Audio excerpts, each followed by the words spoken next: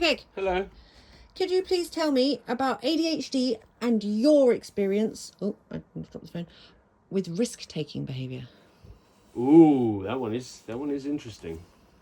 Also, hello. So there are extremes. We do have a high percentage of addictions. We do have a sort of natural leaning towards dopamine increasing behaviors, which in the wrong situation is drug taking, heavy drinking, sometimes fighting, risky sex. There's a lot of the sort of damaging behaviors that we get tarred with. But in general, there's also just a kind of jump first and figure it out later mentality around everything. And you might see it in smaller behaviors.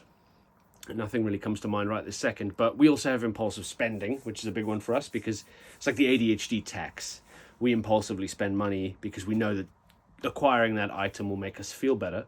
But we don't think about the consequences, and that's something I think you and I both grew up with, struggling with. We're a lot better with now, but we've struggled with a lot. I still have my moments, don't get me wrong. But we have impulsive behavior because we have a deficit of dopamine production.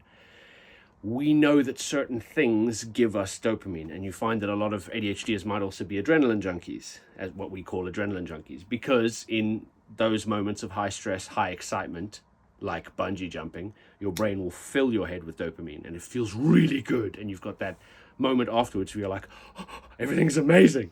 But we crash harder from dopamine deficits, so we chase the feeling way too easily, and that's where the addiction element comes in. I myself struggled with addiction in the past because it gave me dopamine. Now I want it again and again and again.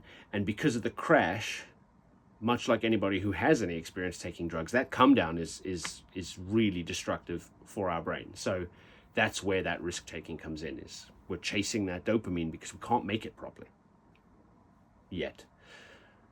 Pick things you love. Those things will give you dopamine. Focus on the healthy things. Read books, make things, play video games, watch movies, spend time with your friends, row a boat, and you'll get a healthier dopamine dose. Okay, thank you.